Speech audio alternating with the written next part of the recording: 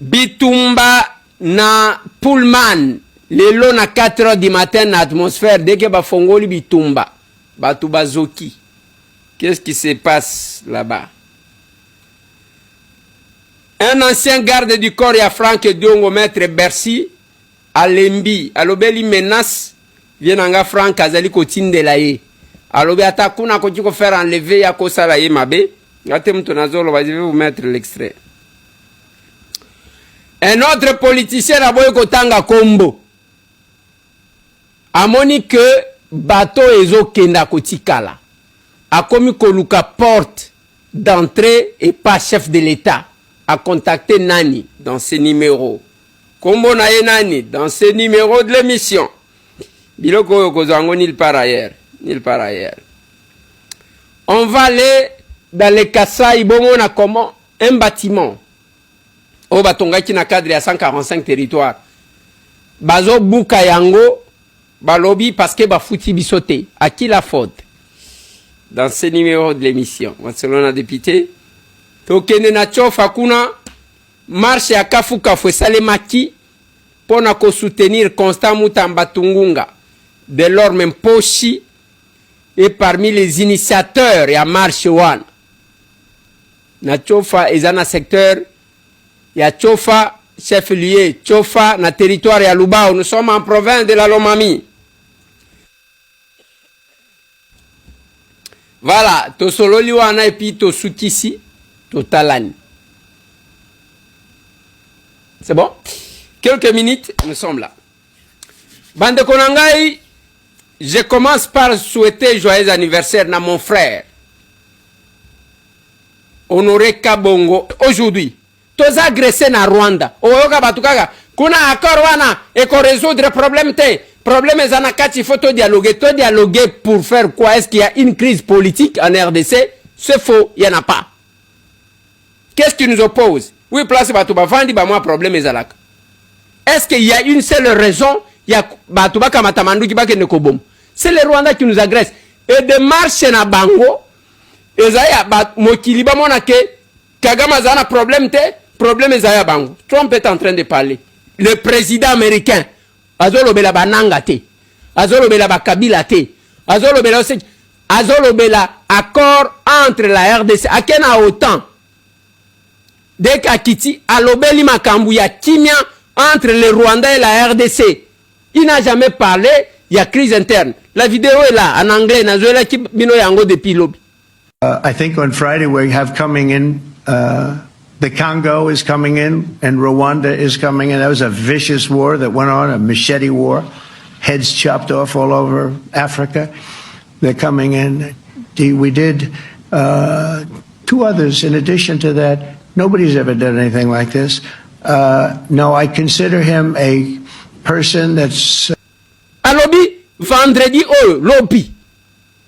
Bakoya ko signé les Rwandais et la RDC. Et ce gens là-bas, ils ont des services qui sont informés de tout. Bino bolingi bo réduire le problème, et un problème congolais. Ils ont le kuta. Ils ont le kuta. Ceux qui besoin qui mbongo ya ba Rwandais, bakosi li sabino na ba poison moko. Ces gens là ne badinent pas. Comment vous pouvez faire tuer après bolobito ya tovan? Parce que milimo ya batu nyoso tobomi oyu. Toko sala nango nini? Et ce qui m'étonne, et ça batu tozaji komona ke bayebi kolega biso nyoso. La diaspora. Mais batu bango wana bakekuna. Vous ne saviez pas que logo wana kokene musika te. Na lobaki na bino les Égyptiens que vous voyez là, bokomona bango te. Ba Égyptiens wana bozomona. Ngana lingina tala, mutu azaloba, te, ekosala loko moko te bazoloba. Si pour l'OTAN, et si pour Israël na Iran, suivez comment maloba Trump azoloba. Na sepelite na makambu yo Israël osali. Iran pe makambu. Ce qui na lobi na bino, vous devez respecter. Ça c'est la puissance. Suivez-moi cet élément. Dès que nous avons conclu l'accord, Israël a largué un grand nombre de bombes, une quantité jamais vue auparavant. Je ne suis pas content de ce qu'Israël a fait. Vous savez, quand je dis « Ok, vous avez 12 heures », vous ne lâchez pas vos bombes au bout de la première heure. Donc je ne suis pas content d'eux. Je ne suis pas content de l'Iran non plus. En gros, on a 2 pays qui se battent depuis si longtemps et si durement qu'ils ne savent plus ce qu'ils foutent.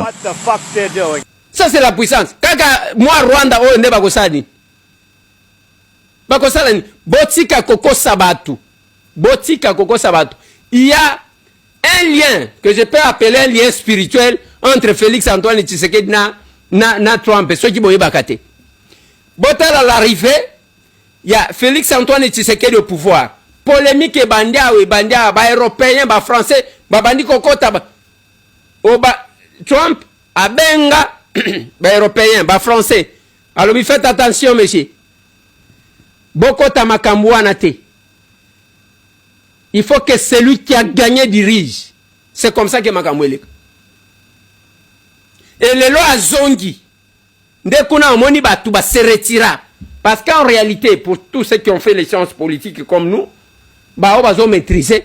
Normalement la RDC, ils allaient qu'on dépendre d'engue to mona kawana te na Belgique. Non. C'est les États-Unis qui décident. Il y a une loi, il y a la loi, il y a plus fort. Où est ça? Ba Iranien bango wana bakomi koloba ke basit o ba ke ko bombarder ya basit nucléaire ezaki déclaré. Maintenant ou balobi to ko beta wana to ko beta, même les intellectuels, les chercheurs iraniens bakei, les chefs d'état-major bakei. Et vous restez là-bas, il y a Koko Sakabatuke. Oh, bazote kamabele. Oh, zobrade. Et ça, le couteau, vous êtes des menteurs. Et ça ne va pas passer. Bandeko, bazokufa na est. C'est parce que yo bandeko na yo bakufite ndozo, ça la blague. Bazana posa ya eloko moko, la paix. Biloko bazo vivre na bananga. Yango bomoni Kabila, akomi o nazo consulter. Nga nazana problème te, nazo consulter. Nenge nazo lo baboyo. Mutu mususu asinyaki na bango. Natanga kombo na ye l'enfuka. Il n'a plus le courage d'appeler le chef de l'État parce que ba pesa ye opportunité. Ba pesa opportunité te. Ba pesa opportunité te. Il y a des politiciens congolais. Et ça n'a pas politiciens mususu. Quand vous le regardez de loin, vous pensez que Moutouazani. Pour le moment, il a contacté deux chefs d'État. J'ai les informations. Ngai. A contacté deux chefs d'État, il y a que Babon de la Fachi pour Kandi Makoyambaye. Kabila que vous voyez là comme évangéliste a contacté combien de chefs d'État pour que comme à peine à Matoy, je parle, ça c'est un autre cas. On a zoloba, Mikolonio so, Kotungi Saka Boko Bengelangaye Boko. On vous a donné l'opportunité, messieurs. Et tous ces gens qui sont restés, Lokute Kotika la Kaka Lokuta. Lokute Kotika la Lokuta, ceux qui ont Moutema Mabe. Félix n'a jamais pris les armes. Et tant comme je vous ai dit hier, bino vous sali pacte. Pacte, il faut qu'on aille na etumbelo. Etumbelo c'est un sacrifice. Bino mokonde boyebi sacrifice nini boko sala. Mais quand Félix Antoine Tshisekedi arrive au pouvoir, a sali alliance na Nzambe. Il a fait l'alliance avec Dieu. C'est Dieu là qui les sauve.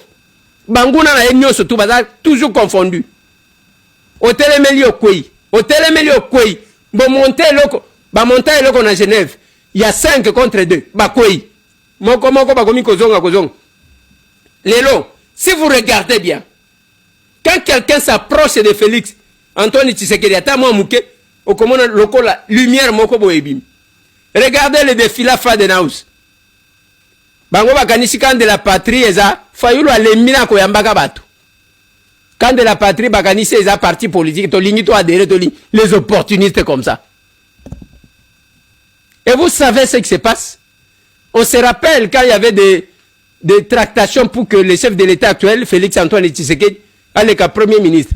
Tala na limité na résidence ta mitu ke ezotonda. Mukoloka kabadi banga bimi, tobima boena balabala ta mutu ka moko tezali. Les politiciens que vous avez.